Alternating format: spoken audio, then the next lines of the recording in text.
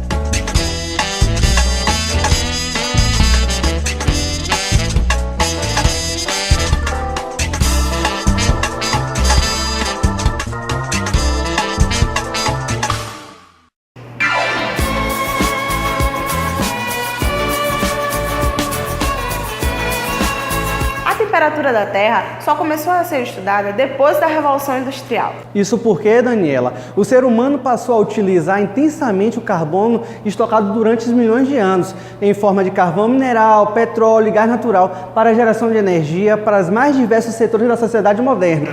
E as florestas, que são grandes fontes de carbono, elas acabaram sendo destruídas cada vez mais rápido.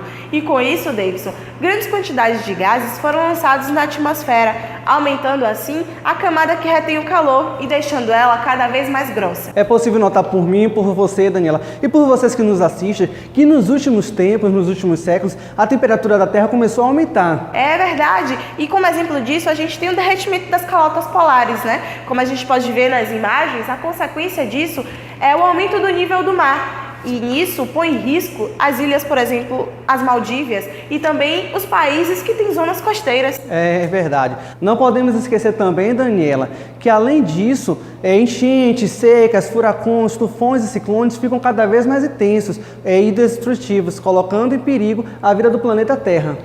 Agora você sabia, Davidson, que logo quando o aquecimento global começou a ser estudado há muito tempo, alguns cientistas ainda acreditavam que o fenômeno só poderia ser causado por efeitos naturais, como a erupção vulcânica, como a movimentação do Sol e até mesmo a movimentação do continente. É verdade, Daniela. Eu pude estudar um pouco sobre esse assunto e, entretanto, com o avanço da ciência, ficou comprovado, que as atividades humanas são os principais responsáveis pela potencialização da mudança climática e o que vem deixando aí vítimas pelo mundo todo. E de acordo com o Greenpeace, que é uma organização global que tem como missão cuidar do meio ambiente, a gente tem até algumas imagens das campanhas dele. Põe na tela para mim, por favor.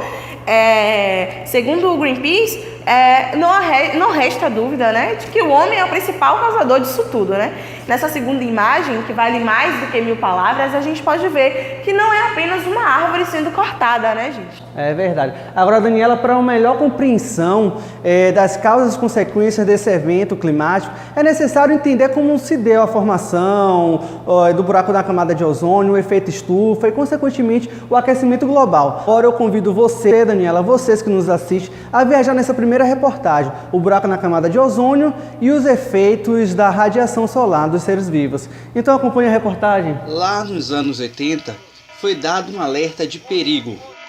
Correria e gritaria diziam que os dinossauros invadiriam a Terra. Não. Passa longe quem pensa que foi isso. O alerta, na verdade, foi dado por várias organizações e acadêmicos do mundo inteiro. Eles queriam dizer sobre o perigo representado ao planeta Terra devido à elevação da temperatura global como consequência do efeito estufa. Vamos para frente, deixaremos claro para vocês. Então, caneta e papel na mão. Em volta da Terra há uma frágil camada composta por gás ozônio. Anota aí, O3. Que serve como filtro a favor da vida, protegendo os animais, as plantas e os seres humanos contra os raios ultravioletas emitidos pelo Sol.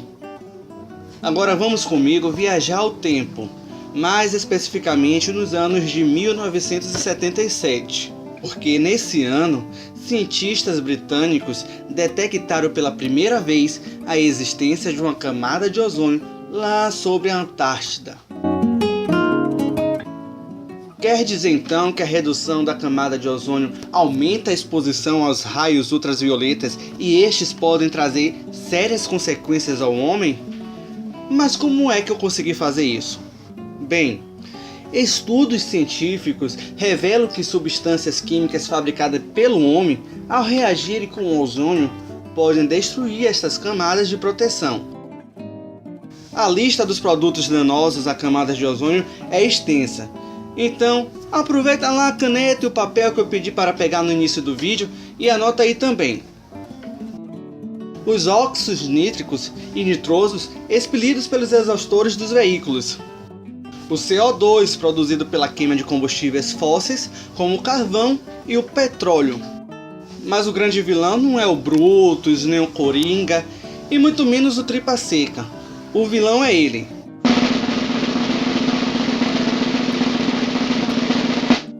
Clorofluorcarbono. É esse mocinho aí mesmo.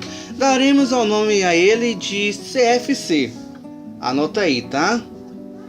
Lá por volta de 1980, mais especificamente em 1987, cientistas identificaram que o cloro, presente no composto de CFC, como um dos principais poluentes responsável pela redução da camada de ozônio. Aproveita a caneta para anotar também.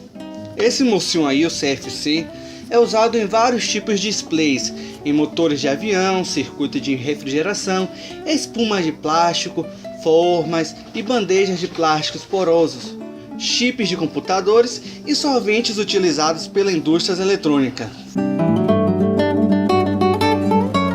Um segredinho aqui é que o guloso aí, a camada de ozônio, absorve a maior parte da radiação ultravioleta. Já uma pequena porção atinge a superfície da Terra. É espertinho, hein?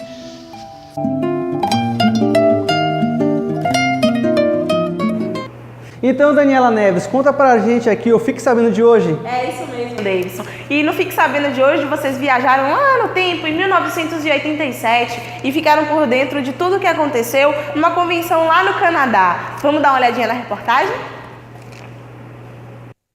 No Canadá, em 1987, representantes de 57 países reuniram-se e assinaram o Protocolo de Montreal sobre as substâncias que deterioram a camada de ozônio. Nesta convenção, medidas apropriadas deveriam ser adotadas para proteger a saúde do homem e do meio ambiente contra os efeitos nefastos que resultam ou poderiam resultar das atividades humanas, que direta ou indiretamente modificam a camada de ozônio. Em junho de 1990, o acordo foi ratificado pela ONU e mais de 90 nações aderiram, inclusive o Brasil. Neste protocolo, ficou determinado que até meados de 2010, a produção do CFC, o clorofluorcarbono, iria gradativamente acabar. A ONU declarou a data de 16 de setembro como Dia Internacional para a Preservação da Camada de Ozônio. Devido à grande adesão mundial, Kofi Annan, ex-secretário-geral da ONU, declarou que o Protocolo de Montreal seja o mais bem-sucedido acordo internacional de todos os tempos. O fenômeno ocasionado pela concentração de gases, o efeito estufa, ele é um processo físico que ocorre quando parte da radiação infravermelha emitida pela Terra é absorvida por determinados gases lá na atmosfera. Agora, como consequência disso, parte do calor é irradiado de volta para a superfície, não sendo libertado para o espaço, que contará um pouco mais para a gente sobre esse fenômeno. É com vocês. Para quem não lembra, esse conceito bem simples, né? O efeito estufa acontece quando a radiação solar ela atravessa a atmosfera e a Terra emite calor infravermelho que é retido pela atmosfera. Porque na atmosfera existem gases estufa. Quais são eles? Gás carbônico, vapor d'água e metano principalmente. Existem outros gases como clorofluorcarbono e outros halocarbonetos que também têm essa função de reter calor, mas os principais gases são esses. E esse efeito estufa, ele é natural, ele é benéfico, é ele que mantém a temperatura ideal à vida no planeta. Qual é o problema? O excesso de emissão dos gases estufa acaba ocasionando uma elevação das temperaturas médias globais.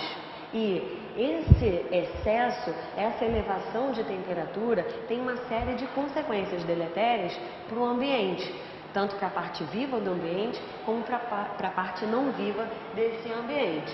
Quais são os motivos, então, que podem levar a esse excesso de emissão de gases de estufa para a atmosfera? Os principais motivos são queima de combustíveis fósseis e o desmatamento por queimadas. Esse desmatamento por queimadas, em algumas fontes bibliográficas, você encontra como mudanças no uso da terra, que é quando a gente acaba desmatando por queimada para fazer com que a terra tenha alguma utilidade, algum fim humano, perfeito? Bem, então você emite e você acaba, com o excesso desses gases estufas, retendo mais infravermelho do que deveria, elevando as temperaturas globais. Quais são as consequências disso? A gente pode ter elevação no nível dos oceanos, a gente pode ter mudança na distribuição de vetores de doenças globais, a gente pode ter interferências nas populações dos seres vivos e preocupar. Os impactos das mudanças climáticas no planeta e, consequentemente, na humanidade já são claramente vistos. As drásticas alterações meteorológicas observadas em alguns países, até mesmo aqui no Brasil, Daniela, são frutos dessas mudanças. É verdade. E no que se refere aos impactos das mudanças climáticas na saúde da população, já foi constatado que houve um aumento de doenças que ocorrem pela veiculação hídrica. Agora, doenças infecciosas que aumentam após os extremos climáticos, como o El Niño e outros furacões, foram a malária, cólera, dengue, leptospirose e até a diarreia. Quem tem mais informações sobre os impactos das mudanças climáticas no planeta é a repórter Stephanie Fiuza. E aí, Stephanie, conta pra gente. É isso mesmo, Daniela Neves e Davidson Luiz. Além do aumento da temperatura no planeta, vejamos alguns dos impactos previstos como a consequência das mudanças climáticas. Deverá ocorrer um aumento na frequência e intensidade de eventos climáticos extremos, tais como os enchentes, tempestades, furacões e secas. Ainda o El Niño, um evento climático que ocorre regularmente a cada 5 a 7 anos. Poderá se tornar mais intenso e frequente, provocando secas severas no norte e nordeste e chuvas torrenciais no sudoeste do Brasil. O nível do mar deverá subir em média entre 18 e 59 centímetros até o final do século XXI, o que implicaria no desaparecimento de muitas ilhas, em alguns casos países inteiros, com danos fortes em várias áreas costeiras, além de causar enchentes e erosão. O Ártico já perdeu cerca de 7% de sua superfície de gelo desde 1900, sendo que na primavera esta redução chega em média de 15%. Nos próximos anos poderá haver uma diminuição ainda maior na cobertura de gelo na Terra, tanto no Ártico quanto na Antártica.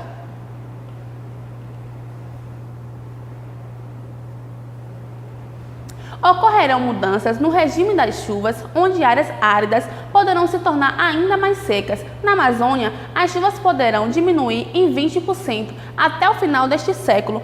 Poderá ocorrer também o avanço de água salgada nas áreas de foz de rios, além de escassez de água potável em regiões críticas que já enfrentam o estresse hídrico. A desertificação é principalmente causada pelas atividades humanas e alterações climáticas. Nas regiões subtropicais e tropicais, mudanças nas condições climáticas e no regime de chuvas poderão modificar significativamente a vocação agrícola de uma região. Deverá haver aumento na frequência de doenças relacionadas ao calor, por exemplo, insolação, estresse térmico e etc. É daquelas que são transmitidas por mosquitos, tais como malária e dengue. O Cidade Natureza fica por aqui. Para vocês, sim, uma boa noite e até a próxima. Boa noite, tchau, tchau. Salvem o nosso planeta, salvem o nosso país, salvem a nossa Amazônia, o nosso verde está por um triz, o mico-leão dourado, o boto rosa também. O dedo de Deus já criou, o homem mexeu, destruiu, disputou. Salvem meu futuro.